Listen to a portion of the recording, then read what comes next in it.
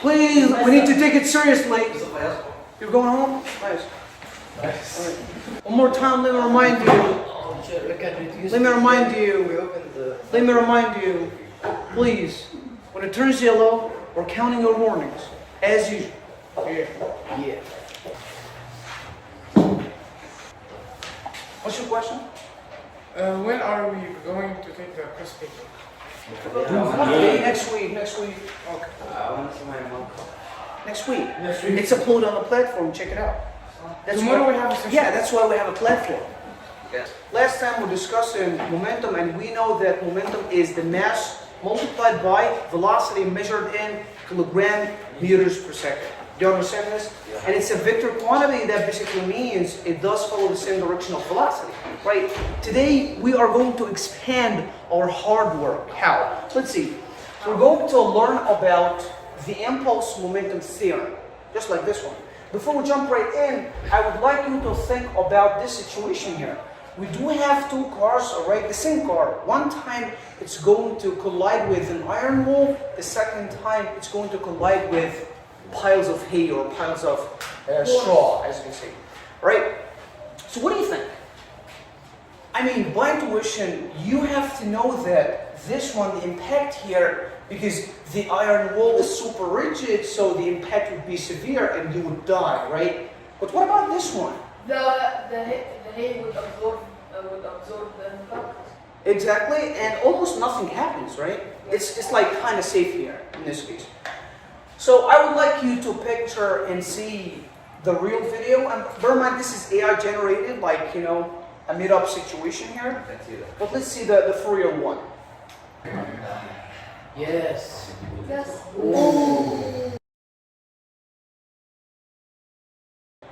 What is the air? Rest in peace. What is what? Airbag.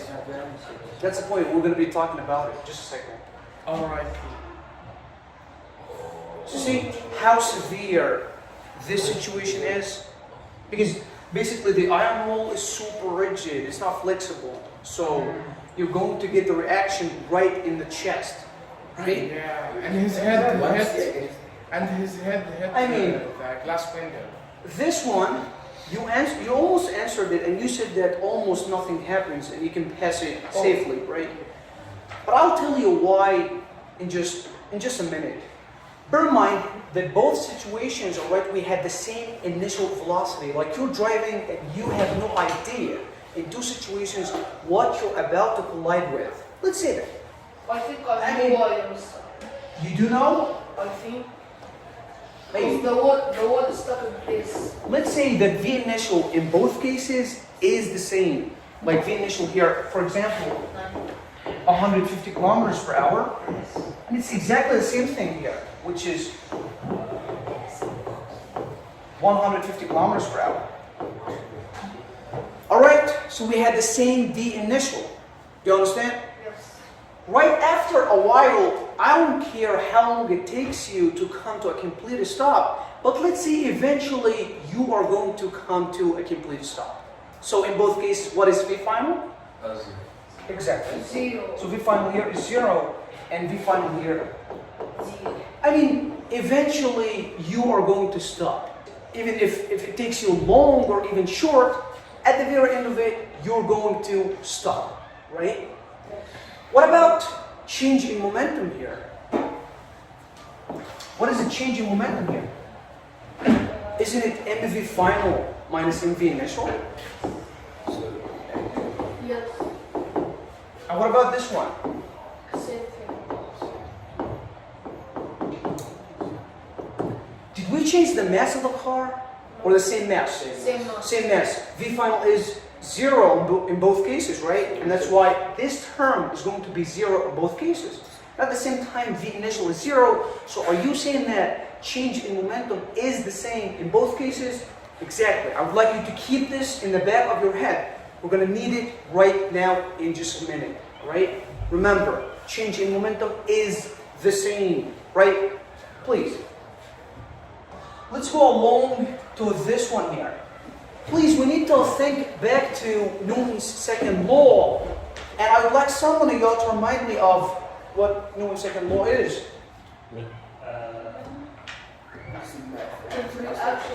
Yeah, sigma F is what? Mass times acceleration. Exactly. Yes. Mass times acceleration. What about to expand this law? What is acceleration? Isn't it change in velocity divided by change in time? We found must be initial transition. Right? Let's keep expanding this. So it's going to be mass V final minus V initial divided by change in time. We need to get rid of this little t here. So what we're going to do? We're going to do what? We're going to multiply both sides by little t, right?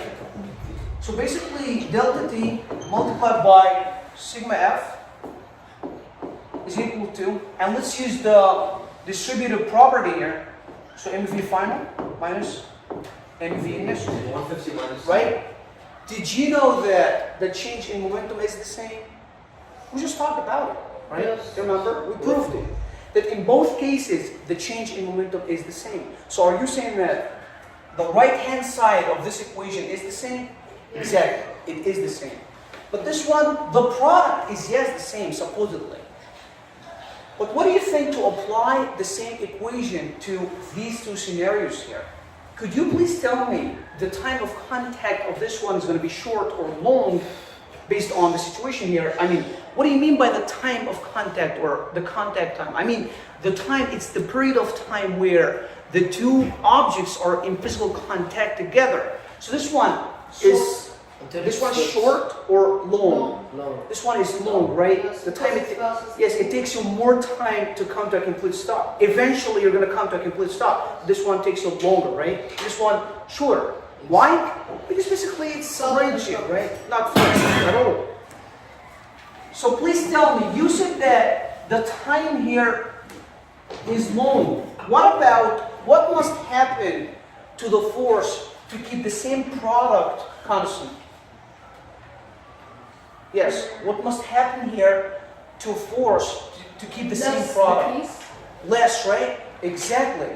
So here, force drops to keep the same product, which is changing momentum. You see? And that's why the severity of the situation here is very low. And it's kind of safe, isn't it? What do you think to apply the same rule to the same situation here, which is this one? But they have the same. They have the same initial change in velocity. momentum, right? They have the same initial velocity and final velocity. We don't understand. So this side, the right-hand side is the same. But what about the time taken to do that? Is it short here? Short. Very short. Little t, right? Multiplied by what force to keep the same right-hand side? So you're going to notice that the force here is going to skyrocket, and that's why you are going to feel it right here. Big force times little t is going to give you the same change in momentum, right? That's why the severity of the situation is very dangerous. Yeah. Do you understand? So the right-hand side is constant, but you can change force on time. You can do that. Imagine this. If you are holding up two eggs, all right, and you're going to let go above the ground at the same height. Do you understand? One of them is going to fall on the ground and the other one is going to fall on a pillow. Which one breaks? Ground. Of course, you know why? Which one is going to be of short time and long time? Long time the ground and short. Long time the pillow. Short time is more. And it does make all the sense in the world. Because both, yes, both have the same change in momentum, right? And both are going to come to a complete stop eventually, right? But at the same time, that one with the ground, the time is very short. And that's why the force is going to skyrocket, and therefore, as a result, it does break. But the other one, on the pillow, the contact time is kind of long compared to the first situation, right? And therefore, as time increases, force must drop to keep the same change in momentum, and therefore, the egg somehow makes it and doesn't break. Do you understand? That's why, y'all, we use airbags in the steering wheel. You know why? Why do we use airbags? To increase the time or to decrease the time? To increase So increase the time, decrease the force. Exactly. So if you increase the time, you're going to decrease the force, and that's why you can. Less powerful impact. Exactly. The impact is going to be less powerful. Yes, Is please. it inversely proportional? We can tell that. Yes, exactly. If you increase the time, the force must drop to keep the same thing. Right? Which is the right hand side. Change in momentum is happening inevitably. Do you really understand? Yes. I do love it. I do love you taking this in, but we are left with only one part, all right? Which is, let's put it into action. I'm going to guide you through an example, and you are still in charge of the rest. All right, y'all? Please. Thanks. Appreciate it. For being helpful today. All right. You didn't have to. You didn't have. Just track me. Just track me.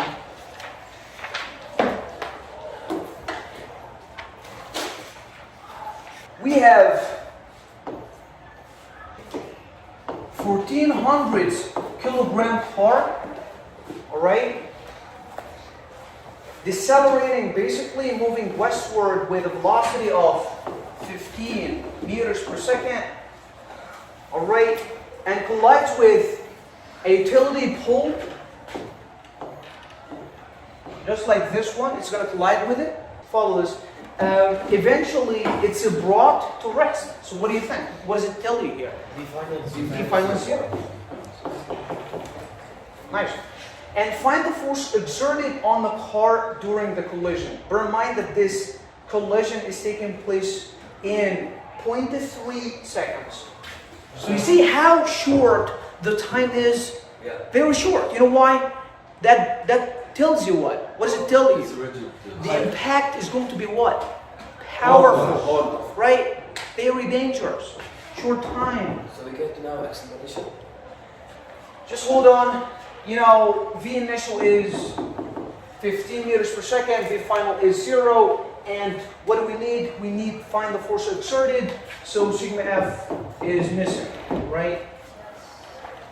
What do you know about the impulse momentum theorem? Let's write it down. The impulse momentum theorem is sigma F times T is equal to mv final minus mv initial, right? Please tell me that you know how to isolate sigma F by itself on one side. So what do we need to do? We divide both sides by little t, right? Yes. T. And these two t's cancel out. Yeah, sigma F equals mv final minus mv initial divided by little t. What is v final? Zero. Zero. And of course it's going to cancel this term.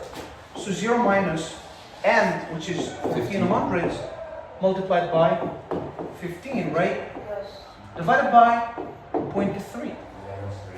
The answer is negative 70,000 newtons, right? Why is it negative?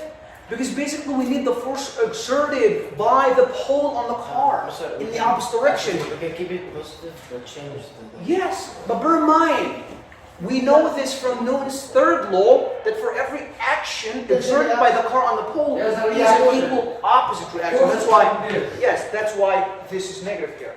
I would like you to open your book, please, to page 177. You are still in charge of the rest, all right? Can you please go back to the previous slide? I will.